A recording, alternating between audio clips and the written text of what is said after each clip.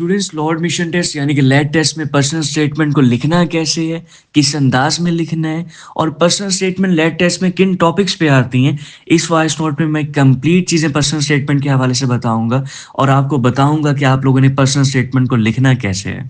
अस्सलाम वालेकुम जी, मैं हूं advocate Junaid Ahmad. Welcome to barristers law academy. First of all students आपको बता देता हूँ कि पर्सनल स्टेटमेंट होती क्या है, ठीक है, देन जाके लेटेस्ट के हवाले से डिस्कस करते हैं। स्टूडेंट्स पर्सनल स्टेटमेंट को हम उर्दू में ज़ाती बयान भी बोलते हैं, ठीक है। पर्सनल स्टेटमेंट को मुख्तलिफ मकासद के लिए मुख्तलिफ अंदाज में लिखा जाता है। यानी कि अगर हम पर्सनल स्टेटमेंट को किसी यूनिवर्सिटी में एडमिशन के लिए या किसी जॉब के लिए लिखेंगे तो उसको डिफरेंट वे से लिखेंगे, उसको लिखने का तरीका मुख्तलिफ होगा। लेकिन अगर हम पर्सनल स्टेटमेंट को लैब टेस्ट के लिए लिखेंगे तो उसको लिखने का तरीका डिफरेंट होगा, ठीक है।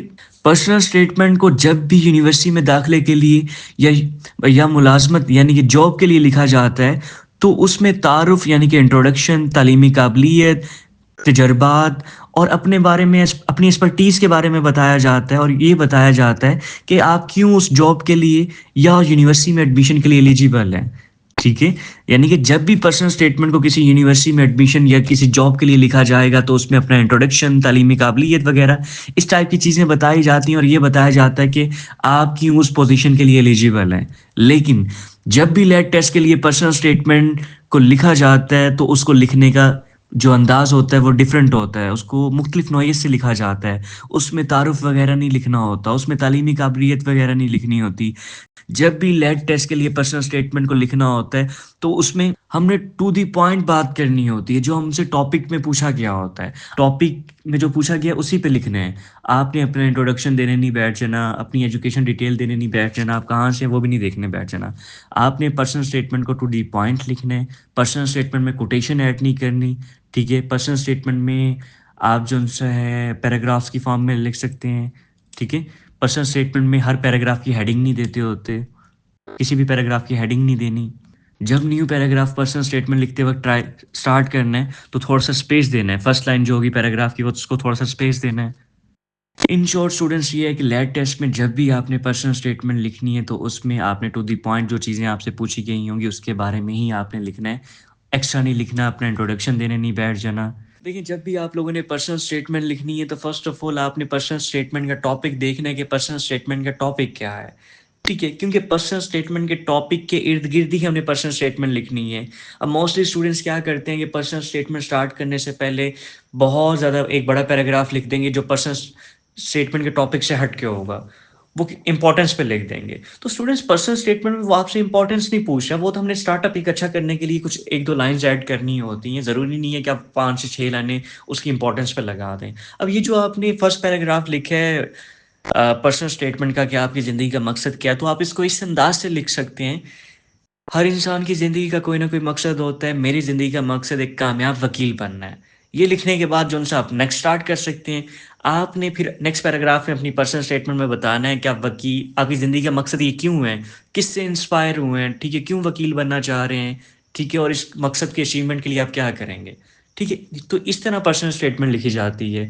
अब स्टूडेंट्स क्या करते हैं, वो पर्सनल स्टेटमेंट का फर्स्ट पैराग्राफ और लास्ट पैराग्राफ इररेलेवेंट इतना भर देते हैं और जो मेन बॉडी होती है पैराग्राफ, जो पर्सनल स्टेटमेंट के लिए लिखा होता है उन्होंने, जो टॉपिक के रिलेटेड लिखा होता है वो बहुत कम रह जाता है। तो हमने ज़्यादा फोकस पर्सनल स्टेटमेंट के टॉपिक पे रखना है। अगर टॉपिक में एग्जामिनर ने हमसे हमारी ज़ाती राय पूछी है, हमारी पर्सनल ओपिनियन पूछी है, तो हमने पर्सनल ओपिनियन अपनी देनी होती है। हमने अपना इंट्रोडक्शन नहीं देना होता कि मेरा नाम ये है या मेरा नाम वे है। लेट्स सपोज अगर एग्जामिनर ने आपसे पूछा है कि क्या मुल्क में तालीमी इस्लाहात ज़रूरी हैं, ठीक है। अब इसके अंदर आप लोगों ने अपना इंट्रोडक्शन देने नहीं बैठ जाना, अपनी तालीमी काबिलियत बताने नहीं बैठ जानी कि आप किस सिटी से हैं ये बताने नहीं बैठ जाना, ठीक है। हमने लेट टेस्ट के लिए जब भी पर्सनल स्टेटमेंट लिखनी होती है उसमें टू दी पॉइंट लिखना होता है। जो हमसे टॉपिक में पूछा गया होता है हमने उसी पे बात करनी होती है। अगर टॉपिक कोई पर्सनल ओपिनियन के हवाले से है तो उसमें हमने अपनी पर्सनल ओपिनियन देनी है। अगर किसी टॉपिक में हमसे हमारा एक्सपीरियंस पूछा गया है, लाइक वो हमसे पूछ लेते हैं कि आपने अगर पहाड़ी इलाकों की सैर की तो कैसा एक्सपीरियंस रहा, ठीक है। अगर हमसे हमारे एक्सपीरियंस के बारे में पूछा गया तो हमने अपना एक्सपीरियंस बताना है, ठीक है। अगर हमसे हमारी अचीवमेंट्स के बारे में पूछा गया, कामयाबियों के बारे में, तो हमने अपनी कामयाबी बतानी है कि भई ये कामयाबी मैंने हासिल की, ठीक है। अगर हमसे जो-सा है हमारे बारे में कोई टॉपिक पूछ लिया जाता है कि जैसे आपकी 3 बड़ी ख्वाहिशात कौन-सी हैं, ठीक है? खुशी की खबर पे आपका कैसा रिएक्शन होता है? इस इन सभी टाइप्स की पर्सनल स्टेटमेंट जो लैट टेस्ट में आती हैं, उनमें आपने अपना इंट्रोडक्शन नहीं देना, ना अपनी एजुकेशन के बारे में बताना है, ना ये बताना है कि आप कहाँ से हैं, कहाँ से नहीं। आपने लैट टेस्ट के लिए जब भी पर्सनल स्टेटमेंट को लिखना है, टू द पॉइंट लिखना है। आपसे अगर टॉपिक में पूछा गया है पर्सनल ओपिनियन, तो आपने पर्सनल ओपिनियन देनी है। अगर टॉपिक में आपने टॉपिक को रीड करके अंदाज़ा हो जाएगा ना कि टॉपिक में आपसे पर्सनल ओपिनियन पूछी जा रही है या क्या पूछा जा रहा है, तो टॉपिक में जो चीज़ पूछी जा रही होगी आपने लैट टेस्ट में वो लिखनी है। उससे हट के आपने इंट्रोडक्शन वगैरह ये सब चीज़ें नहीं लिखनी। अब बात कर लेते हैं कि लैट टेस्ट में पर्सनल स्टेटमेंट आती किस तरह की हैं। स्टूडेंट्स, पर्सनल स्टेटमेंट में एग्जामिनर आपको कोई भी टॉपिक दे सकता है, या तो वो टॉपिक जो उनसे उस टॉपिक में आपसे आपकी पर्सनल ओपिनियन पूछी गई होगी, ठीक है? यानी कि कोई एक ऐसा टॉपिक दे देगा जिससे वो आपकी ज़ाती राय पूछना चाह रहा हो, या आपके कोई तजुर्बात के हवाले से कोई टॉपिक दे देगा कि आपका एक्सपीरियंस कैसा रहा, आपने पहाड़ी इलाकों की सैर की तो आपका एक्सपीरियंस कैसा रहा, या एग्जामिनर जो उनसे आपके बारे में कोई टॉपिक दे देगा कि आपकी 3 बिग विशेज़ क्या हैं, खुशी की खबर पर आपका क्या रिएक्शन होता है, आपकी अचीवमेंट्स क्या हैं, आपने रोड एक्सीडेंट विक्टिम की कैसे मदद की, ठीक है? या आपके एक्सपीरियंस के हवाले से कोई दे देगा कि आपने जब किसी की मदद की तो कैसे फ़ील किया, कैसा एक्सपीरियंस रहा आपका। यानी कि लैट टेस्ट के अंदर पर्सनल स्टेटमेंट में वो आपको कोई भी टॉपिक दे सकता है, या तो टॉपिक जो उनसे टॉपिक में ज़ाती राय पूछी जाती है, या जो टॉपिक दिया जाता है वो आपके ज़ाती तजुर्बात के हवाले से दिया जाता है, आपका कोई तजुर्बा पूछा जाता है, या आपसे आपकी कोई स्टोरी पूछ ली जाती है, या आपके बारे में कोई टॉपिक दे दिया जाता है। अगेन रिपीट कर देता हूँ, स्टूडेंट्स, लैट टेस्ट के अंदर टॉपिक कोई भी आपको दे दिया जाता है, या तो वो टॉपिक आपसे ज़ाती राय के हवाले से पूछा जाता है, यानी कि लैट टेस्ट में आपको कोई भी टॉपिक दे दिया जा सकता है, या तो वो टॉपिक आपसे उस टॉपिक में आपसे आपकी पर्सनल ओपिनियन पूछी पूछी गई होगी, या उस टॉपिक में आपसे आपके बारे में पूछा गया होगा, या उस टॉपिक में आपसे आपका तजर्बा, एक्सपीरियंस या आपकी स्टोरी, अचीवमेंट पूछी गई होगी, ठीक है? तो टॉपिक कोई भी आ सकता है, लेकिन आजकल जो टॉपिक्स आ रहे हैं वो इस टाइप के आ रहे हैं, जैसे आपने किसी की मदद की, रोड एक्सीडेंट विक्टिम की मदद की तो कैसा फ़ील किया, ठीक है? आपकी 3 big wishes, your reaction on happy news, sad news, मतलब इस टाइप के आपके बारे में ज़्यादा वो टॉपिक दे रहा होता है, या आपके एक्सपीरियंस के हवाले से, या किसी टॉपिक पे आपसे वो पूछ लेता है, अ, आपके पर्सनल ओपिनियन पूछ लेता है। अब वो स्टूडेंट्स, अगर लैट टेस्ट में आपको कोई टॉपिक पर्सनल ओपिनियन के हवाले से दिया जाएगा, तो वो कुछ इस तरह से होगा: क्या मुल्क में तालीमी इस्लाहात ज़रूरी हैं? क्या नौजवानों को सियासत में हिस्सा लेना चाहिए? क्या सज़ाए मौत का मतलब, ये मैं एग्ज़ाम्पल दे रहा हूँ जस्ट समझाने के लिए कि जब भी एग्ज़ामिनर आपसे कोई पर्सनल ओपिनियन पूछेगा, टॉपिक को रीड करके आपको आइडिया हो जाएगा कि एग्ज़ामिनर आपसे आपकी ज़ाती राय पूछ रहा है। जैसे, क्या मुल्क में तालीमी इस्लाहात ज़रूरी हैं? इस टॉपिक में एग्ज़ामिनर आपसे पूछ रहा है कि क्या मुल्क में तालीमी इस्लाहात ज़रूरी हैं कि नहीं? अपना वर्जन दें। तो यानी कि वो हमसे हमारा पर्सनल ओपिनियन पूछ रहा है, ठीक है? ज़ाती राय के हवाले से पर्सनल स्टेटमेंट को तो हमने डिस्कस कर लिया। अब बात कर लेते हैं कि या तो एग्ज़ामिनर जो उनसे आपको टॉपिक दे देता है कि आपके एक्सपीरियंस के हवाले से। के साथ-साथ स्टूडेंट्स, एग्ज़ामिनर लैट टेस्ट में या तो आपको पर्सनल एक्सपीरियंस के हवाले से, यानी कि आपका ज़ाती तजर्बे के हवाले से कोई टॉपिक दे देता है, जिस टॉपिक से उसने आपका आपका ज़ाती तजर्बा पूछा हो। जैसे, कोई एक ऐसा मौका बयान करें जब आपने किसी की मदद की हो, एक ऐसा लम्हा बयान करें जब आपने नाकामी से सीखा हो, कोई ऐसा लम्हा बताएँ जब आपने रोड एक्सीडेंट विक्टिम की मदद की हो। मतलब कि कोई ऐसा टॉपिक दे देगा जिससे आपसे वो आपका पर्सनल एक्सपीरियंस पूछ रहा होगा कि आपका तजुर्बा कैसा रहा, आपने क्या सीखा, ठीक है? अगेन रिपीट कर दूँ कि एग्ज़ामिनर या तो कोई आपको ऐसा टॉपिक दे देगा जिसमें आपसे आपकी पर्सनल ओपिनियन पूछी गई होगी, या कोई ऐसा टॉपिक दे देगा जिसमें आपसे आपका पर्सनल एक्सपीरियंस पूछा गया होगा, ज़ाती तजुर्बा कि इस मौके पे आपने क्या फ़ील किया, ठीक है? आपका एक्सपीरियंस कैसा रहा, ठीक है? और यानी कि आपकी सबसे बड़ी गलती क्या थी? आपकी 3 बड़ी ख़्वाहिशात क्या हैं? मतलब इस टाइप आपकी ज़िंदगी का फ़ख्र का लम्हा कौन-सा था? तो ये सारे के सारे टॉपिक्स जो उनसे पर्सनल ओपिनियन में आ जाते हैं, ज़ाती तजुर्बे के हवाले से आ जाते हैं।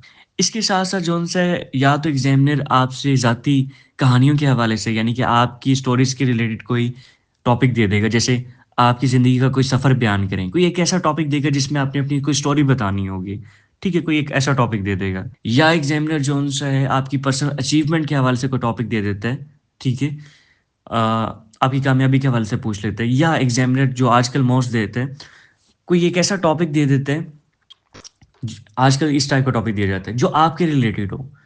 यानी कि वो पूछ लेता है कि खुशी की खबर पर आपका क्या रिएक्शन होगा? गम की खबर पर आपका क्या रिएक्शन होगा? आपकी ज़िंदगी का फ़ख्री लम्हा कौन-सा है? ठीक है? मतलब कोई ऐसा टॉपिक होगा जिसमें आपसे आपके बारे में कहीं न कहीं पूछा गया होगा, आप लिंक होंगे। कुछ इस टाइप का टॉपिक दे देगा। आपने रोड एक्सीडेंट विक्टिम की कैसे मदद की? ठीक है? आपने गरीबों की अपने ख़ानदान में वुमेन एजुकेशन के लिए क्या किया? मतलब आपके रिलेटेड कोई टॉपिक ऐसा दे देगा। आपकी ज़िंदगी का मकसद क्या है? आप वकील क्यों बनना चाह रहे हैं? आपने वकालत का प्रोफ़ेशन क्यों जॉइन किया है? आपने कभी समाजी खिदमत में हिस्सा लिया? मतलब कोई ऐसा टॉपिक दे देगा एग्ज़ामिनर जो आपके रिलेटेड हो, जैसे आपकी 3 बड़ी ख़्वाहिशात, आपकी ज़िंदगी का फ़ख्र लम्हा, आपकी ज़िंदगी का सबसे बेहतरीन फ़ैसला, आपकी ज़िंदगी का सबसे गलत तरीन फ़ैसला, ठीक है? 3 बड़ी ख़्वाहिशात, मतलब इस टाइप का कोई टॉपिक जो आपके रिलेटेड हो या इस टाइप का दे देता है। तो इस टाइप की पर्सनल स्टेटमेंट एग्जामिनर आपको देता है और पर्सनल स्टेटमेंट के अंदर जो उनसे आपने टू द पॉइंट बात करनी होती है, जो टॉपिक में पूछा, जब तक आप टॉपिक्स को रीड नहीं करेंगे, प्रैक्टिस नहीं करेंगे, डिफरेंट टॉपिक्स पे लिखेंगे नहीं, तब तक पर्सनल स्टेटमेंट आप लिख नहीं पाएँगे। तो पर्सनल स्टेटमेंट में ईज़िली आप 7 टू 9 मार्क्स ले सकते हैं, अगर पर्सनल स्टेटमेंट में आपकी राइटिंग अच्छी हो, अच्छा लिखा हो आपने। और जहाँ तक स्टूडेंट्स पूछते हैं कि पर्सनल स्टेटमेंट को उर्दू में लिखना चाहिए, इंग्लिश में लिखना चाहिए, तो पर्सनल स्टेटमेंट और ऐसे दोनों को आपने सेम लैंग्वेज में लिखना है, यानी कि दोनों को एक ही ज़ुबान में लिखना है। उस लैंग्वेज में लिखना है जिस लैंग्वेज में आपकी ग्रिप हो, जिस लैंग्वेज में आप अच्छा लिख सकें। ये नहीं करना कि वो उर्दू आपको आती नहीं है, उर्दू में लिखने बैठ जाएँ। ये नहीं करना कि इंग्लिश आपको आती नहीं है, इंग्लिश में लिखने बैठ जाएँ। उस लैंग्वेज में लिखना है जिसमें आप अच्छा लिख पाएँ और आपकी हैंडराइटिंग काफ़ी अच्छी होनी चाहिए।